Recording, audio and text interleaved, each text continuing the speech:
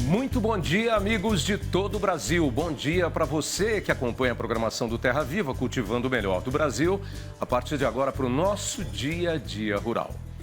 Hoje temos também em destaque no programa a abertura da Expo Direto Cotrijal, lá em Não Me Toque, no Rio Grande do Sul. O mercado de commodities agrícolas, sempre com Silmar César Miller, clima, tempo e o tempo, previsão de muito calor para essa segunda-feira, política, economia, mercado financeiro, mas principalmente, claro, o agronegócio em destaque no nosso programa, no nosso canal. Vamos juntos até 12h40. Obrigado pela audiência, obrigado pela companhia. Eu sou Otávio Sesc Júnior. Obrigado por escolher sempre e cada vez mais o Terra Viva, cultivando o melhor do Brasil para o nosso dia a dia rural, que começa agora.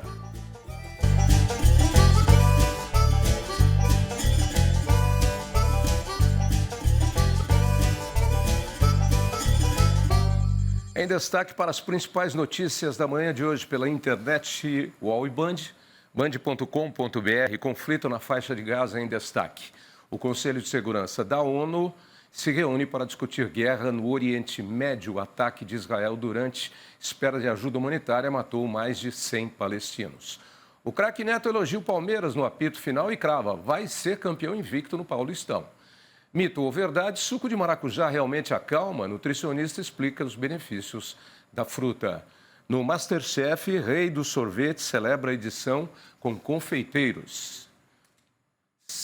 O conteúdo que eu tenho aqui você pode ter também no seu celular, é só baixar aí o app. E no podcast esportivo, a repercussão aí do choque rei polêmico, o jogo entre Palmeiras e São Paulo. Empate. Briga na televisão. Deixa isso para lá. Aqui ainda sobre a questão da Palestina, Israel diz que civis em fila por ajuda humanitária morreram pisoteados. Negociações para cessar fogo entre Israel e Hamas são retomadas. Descendo mais um pouquinho. No futebol, Palmeiras empata com São Paulo em clássico com VAR e polêmicas. Vergonha o que vimos, dispara Júlio Casares sobre a arbitragem. Árbitro registra ofensas de Rafinha e Rato após choque rei. Safado. E o São Paulo não deixou o técnico do Palmeiras dar a entrevista coletiva dentro do seu estádio. Falta de tudo. Violência. A polícia tenta prender participantes da execução de advogados no Rio de Janeiro. Brasileira é vítima de estupro coletivo na Índia. Faca na garganta, diz ela, a ameaça. CGM morre baleada durante tentativa de assalto na zona sul de São Paulo. Crise no Timão. Sangrando para honrar compromissos, diz presidente do Corinthians. Veja como está a classificação atualizada do Campeonato Paulista. Após 10 anos, o Timão volta a cair na fase de grupos do Paulistão. O Acre decreta emergência em saúde pública por causa das enchentes. Roraima tem mais de 2.000 focos de queimadas em fevereiro. Epidemia de dengue faz Natal, no Rio Grande do Norte, decretar emergência em saúde. Mais embaixo, um pouquinho, notícias em alta. Missão de 6 meses, NASA e SpaceX lançam foguetes com tripulantes para missão especial. Cuidado com a saúde, entenda as principais diferenças dos sintomas de dengue e de Covid. E o STF volta a julgar a descriminalização do porte de drogas na quarta-feira. Desce um pouquinho para a gente ver se tem notícias do agro, a Fórmula 1 na Band, aí o Agroband. Previsão do tempo, mais calor ou mais chuva, veja como deve ficar o clima em março. Peixes em cultivo, produção de tilápia cresce 103% em 10 anos no Brasil. Falamos disso aqui na sexta-feira. Nova regulamentação, São Paulo retira a obrigatoriedade de marca de fogo em bovinos. Falamos disso aqui na quinta-feira com o professor Matheus Paranhos. Perto da Páscoa, preços dos ovos de chocolate e do azeite disparam agora em 2024. Vamos para o uol.com.br. Denúncia de 223 contratos emergenciais de São Paulo tem indício de cartas marcadas. Gastos do tipo sem licitação foram de 80 milhões em 2020 para 2 bilhões, quase 3 bilhões aí em 2023. Secretário diz que verificará suspeita de conluio em obras emergenciais. como foi feita a reportagem sobre as obras emergenciais da gestão Nunes, e Sakamoto escreve escândalo de obras emergenciais de Nunes em São Paulo soa como bolsa empreiteira. Ali mais embaixo, temos o presidente Lula na foto. Lula 3 tem melhora em educação, saúde e economia, contas públicas pioram. Documento da ONU revela como Israel tenta inviabilizar ajuda humanitária em Gaza. Como foi a coletiva da discórdia que irritou o São Paulo e motivou o veto ao Palmeiras. O polêmico clássico segue aí com vários temas em discussão. Descendo mais um pouquinho ali tem a foto do presidente Bolsonaro. Depoimentos de ex-comandantes reforçam o elo de Bolsonaro com o plano de golpe e aquele famoso traficante, o Fernandinho. Beiramar é transferido de Maceió, no Rio Grande do Norte, para outro presídio. Homem que ajudou fugitivos no Rio Grande do Norte diz que agiu sob ameaça. Diz que eles iriam matá-lo se ele não abrisse exceções e os ajudasse. As investigações prosseguem e a gente vai para o Agritendências. Os destaques do mercado agrícola. Silmar César Miller, bom dia. Meu caro Otávio, muito bom dia aos nossos amigos do Terra Viva, uma boa semana para todos nós. Boa semana que está começando aí com céu azul, azul, azul hoje em São Paulo e previsão de muito calor. A gente vai ver daqui a pouquinho com a Luísa Cardoso. O que temos para hoje? Abrindo a semana, commodities, mercado financeiro. Tavinho, mercado financeiro com o dólar iniciando a semana com leve queda. Mercado de câmbio agora, queda de 0,2%, R$ 4,95 é a cotação da moeda americana nesse momento. Mercado de ações parado, índice Bovespa na B3 com praticamente zerado nesse momento. Pouco movimento, dia está começando, semana está começando, pouco movimento pelo menos por enquanto. Lá fora, petróleo oscilando bastante, estava caindo um pouco, agora volta a subir, 0,3%. Tem novidade que a gente vai comentar daqui a pouquinho, que é uma decisão nova da OPEP, Organização dos Países Exportadores de Petróleo, mexeu um pouquinho com o mercado, menos do que se esperava, o petróleo aí quase perto da estabilidade nesse momento. Mercado de commodities agrícolas, soja em alta, boa notícia para o nosso produtor, está precisando realmente de uma sacudida no mercado de soja, os preços sendo muito baixos, aqui no Brasil, colheita já se encaminhando para o final e o preço não reage. Mas tem boa notícia. Sexta-feira já houve uma pequena reação, soja segue em alta em Chicago nesse momento, 0,7% de valorização em relação à sexta-feira. Milho também sobe, 0,9%, trigo também, 0,2%. Na Bolsa de Nova York sobe o café arábica, 1,1%.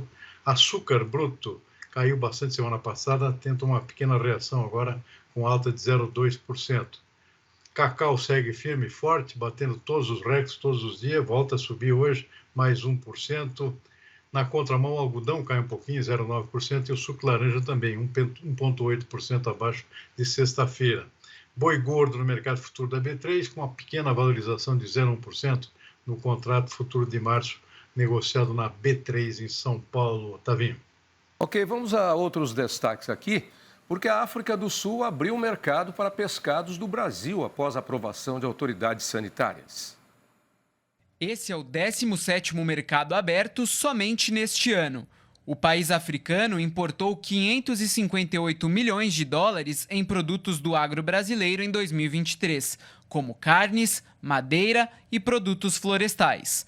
O acordo foi confirmado uma semana após o pedido do presidente Lula ao ministro da Agricultura, Carlos Fávaro, para expandir mercado com países do continente africano. Pois é, Silmar, o mercado de pescados aí do Brasil vem ganhando mercado, né? E a produção do nosso produto é de excelente qualidade. Inclusive, quem me disse isso uma vez foi o Ali Saif, da Sidi Al Halal, Ali Saif, aqui no estúdio, inclusive conversando comigo em entrevista. A nossa tilápia está sendo muito cobiçada também no mercado halal. E já temos aí produtos do estado do Paraná certificados com a certificação halal, né? E aí agora a África do Sul entrando também para comprar o mercado brasileiro. Mais uma vez eu volto a endossar. Não se justifica nenhum ponto para comprar tilápia do Vietnã. Compra outra coisa do Vietnã. Muito menos o tal do pangaço que já andou por aqui. e que é uma tranqueira de um peixe que acho que nem lá eles comem. Ninguém sabe como é que esse pangaço é produzido. Aqui era vendido como peixe de carne branca. É brincadeira. Na verdade, não chega a ser uma abertura inédita esse negócio da África do Sul. O Brasil já fez algumas exportações para a África do Sul entre 2020 e 2021, que eu me lembro. Possivelmente não teve sequência posteriormente, então eu diria que está mais para uma reabertura do que uma abertura do mercado da África do Sul para o peixe brasileiro. De qualquer forma, uma notícia boa, tudo que se reabre também é bom, tanto quanto a abertura, e significa que o Brasil cada vez procura mais espaço para a colocação, especialmente da tilápia. O mercado vem crescendo aqui no Brasil, a produção voltou a crescer, embora menos do que se esperava em 2023, os dados foram divulgados semana passada, mas sempre com desempenho positivo, remunerando bem também os produtores, por isso eles são estimulados a voltar a produzir cada vez mais, e o Brasil abrindo mercado externo. Você citou aqui países do Oriente Médio, estaria também os Estados Unidos, um mercado bastante exigente, também tem importante tilápia brasileira. Ou seja, tem mercado para tudo que é gosto em várias partes do mundo, e isso ajuda a estimular o crescimento da produção interna desse tipo de pescado. Tem o próprio consumo interno, né, que também vem crescendo, o consumidor começa a gostar da tilápia, a tilápia está presente em praticamente todos esses restaurantes por peso, ao meio-dia, restaurante voltado para o trabalhador, né, para executivos também.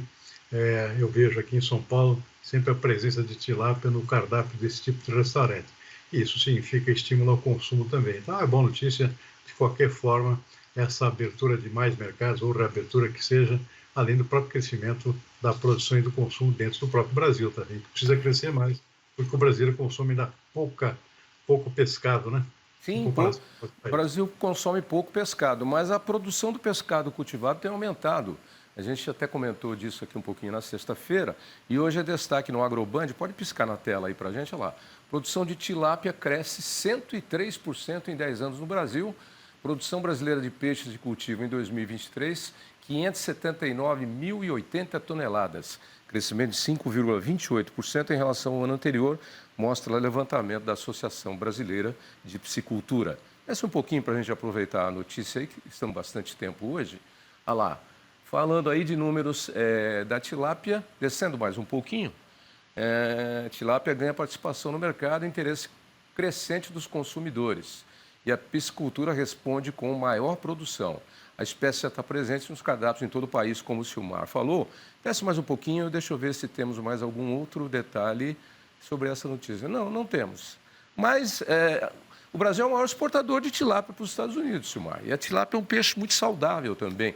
É recomendado, todo peixe é recomendado para dietas assim, pós-cirurgia, dietas de emagrecimento, mas a tilápia é especialmente recomendada em determinadas dietas especiais. É um peixe leve e nutritivo. Por coincidência, eu descobri a tilápia, já sabia da tilápia, mas vi que o consumo era muito grande no Nordeste brasileiro, uma questão de uns 12, 13 anos atrás, quando a gente estava indo muito lá para o Nordeste, eu vi que nos restaurantes o consumo era muito grande. E aí eu fui pesquisar, é por conta dos criatórios que tem de tilápia lá no Nordeste brasileiro. Então o peixe já era comum lá, depois ficou comum aqui na região Sul e no Sudeste. E o detalhe importante desses produtores do Paraná e Santa Catarina é que eles fazem aquilo que a gente comentou na sexta-feira, a tal da produção e criação circular, né? Porque eles já são criadores ou de frangos ou de suínos, e aí o sistema é muito parecido, usando inclusive dejetos aí, da produção de frangos e de suínos para a alimentação de peixes também, depois tratados e etc. e tal. A nossa produção de alimentos é uma coisa fantástica, né, Silmar? Cada dia é melhor. Sem dúvida nenhuma, Davi. Só a lamentar aqui uma queda na produção de peixes nativos. Isso realmente cresceu o tilápia e caiu a produção de peixes nativos, segundo essa mesma estatística que foi divulgada na semana passada pela Associação Brasileira dos Criadores de Peixe de Cultivo, né? Uma pena, mas, de qualquer forma, pelo menos, aparentemente, está havendo um interesse maior pelo consumo aqui no Brasil, seja de qual for o tipo de peixe, sempre é uma boa notícia, sempre é muito bem-vindo. Mas eu diria que deveria haver um consumo maior consequentemente puxando a produção também dos nossos peixes nativos, que são extremamente saborosos, né, Tavinho? Sim, a gente tem, por exemplo, o tambaqui, que tem um sabor muito parecido com a carne suína. Uma costela de tambaqui é uma delícia. A gente tem o pirarucu, né? Que é o nosso, considerado o nosso bacalhau. O lombo do pirarucu é saborosíssimo, né? Enfim, mas diminui acho que justamente por conta, né, da colocação desses peixes no mercado. A tilápia entra mais fácil, né? E com um preço mais acessível, também por conta do volume da escala de produção. Mas é de se lamentar que caiu o cultivo dos nossos peixes nativos, porque são muito saborosos. Eu aprecio muito, creio que você também. Sem dúvida nenhuma. Bom, vou para outro assunto aqui, que é a questão do petróleo. Você já deu mais ou menos uma adiantada, falou que a gente ia falar sobre o assunto. Só para pautar aqui o nosso telespectador e colocar ele em dia, o que acontece é o seguinte: o corte na oferta de petróleo deve ser prolongado até junho desse ano, com o objetivo de tentar segurar os preços. Anúncio feito pela OPEP, a Organização dos Países Exportadores de Petróleo. No total, são cerca de 2 milhões de barris a menos produzidos por dia. A Arábia Saudita, líder da OPEP, é responsável por metade da redução. Silmar, a economia, quando você reduz o lançamento de uma quantidade de produtos no mercado, você está querendo manter o preço ou aumentar o preço, valorizar. Essa é uma jogada estratégica. É o que está funcionando nesse caso também? Não muito, Tavinho. A Arábia Saudita e os outros parceiros lá da OPEP, que vai incluir a Rússia também, que não faz parte da OPEP, mas é parceira do grupo, os dois buscando manter a redução, na verdade, que já estava reduzida, por mais 6 meses, até a metade do ano, pelo menos, para tentar segurar, mas de qualquer forma, o objetivo principal seria aumentar os preços do petróleo. Só que está difícil. O objetivo da OPEP, particularmente da Arábia Saudita, é levar os preços de volta lá para casa dos $90 o barril. Está difícil, os preços têm estado aí um pouquinho acima de $80, agora há pouco eu mencionei $83, e está difícil. E além disso, mesmo com toda a reviravolta lá das questões que envolvem o Oriente Médio, da guerra lá da Rússia com a Ucrânia, tudo isso seriam fatores de alta para os preços. Mas está difícil, por quê? O consumo também não está reagindo da forma esperada, especialmente na China. A economia anda mais devagar esse ano, está crescendo menos do que se projetava, e isso, claro, influi diretamente no consumo mundial de petróleo. A China é um grande consumidor, se não o maior de todos, acho que só perde para os Estados Unidos. Portanto, qualquer coisa que retroage por lá acaba afetando diretamente o consumo global de petróleo. E aí o preço também não acompanha. Então, fica estacionado nessa faixa, e cabe aos países exportadores, a única alternativa é manter a redução da produção para evitar, pelo menos, que o preço caia abaixo desse patamar. Agora, chegar aos 90 está complicado, está difícil. Manter aí já ajuda, mas fazer subir está difícil. Enquanto isso, nos dois principais conflitos aí em destaque na geopolítica, as coisas continuam complicadas, né? Israel foi acusado de atacar pessoas que estavam em fila buscando por alimentos lá na faixa de Gaza. Israel disse que não, disse que estava atrás de terroristas e que as pessoas morreram, na verdade, pisoteadas pelo pânico. Sei lá, eu. Do outro lado, lá no conflito Rússia e Ucrânia, o Medvedev, lá, que é o ministro-chefe, braço direito da segurança do Putin, falou que o negócio já está sacramentado. A Ucrânia é da Rússia, eles não querem nem saber. Não querem fazer acordo de paz e vão seguir com as operações até a rendição total da Ucrânia. Ou seja, então, parece que esses dois conflitos aí vão longe. Um já é mais antigo, né? Esse aí da Ucrânia só se acirrou agora, mas o tititi sempre existiu também, né? Pelo jeito, é um conflito que eu diria de caráter permanente, ou seja, nem perde nem ganha, né? Vai ficar esse impasse de forma permanente. A Ucrânia não quer abrir mão da totalidade do seu território, os russos também não querem abrir mão daquilo que já conquistaram, faz parte de qualquer guerra, conquistou, fica lá, né? Então, o impasse é chamado impasse permanente. Acho muito difícil algum recuo no curto prazo. Vai depender. E agora tem ainda a possibilidade de reeleição do presidente Putin, né? Ou seja, não tem muita mudança prevista aqui na política russa com relação a esse assunto. Então, isso vai longe. E no Oriente Médio, outro conflito lá, também com Israel não querendo ceder em relação lá à ocupação da faixa de Gaza. E agora tem reunião prevista aqui no Conselho de Segurança da ONU para ver se muda a recomendação, especialmente por parte dos Estados Unidos, com relação a essa questão. Os Estados Unidos sempre apoiando Israel, mas estão ficando incomodados já, assim como outros países do Ocidente, depois desse incidente lá que levou à morte de mais de 100 pessoas, né, que são civis. Aparentemente, mesmo isso sendo contestado por Israel. Então, a situação ficou mais complicada para o lado de Israel. Então, agora a expectativa com essa reunião do Conselho de Segurança para ver qual é a mudança do perfil dos votos lá que são decisivos, especialmente dos Estados Unidos. Ok, Silmar, boa semana para você que está só começando. Amanhã, terça, a gente conversa de novo aqui no nosso Dia a Dia Rural. Abraço. Boa tarde. Até amanhã. Porque eu vou para um rápido intervalo e nós já voltamos com o nosso Dia a Dia Rural do Terra Viva, cultivando o melhor do Brasil. Até já.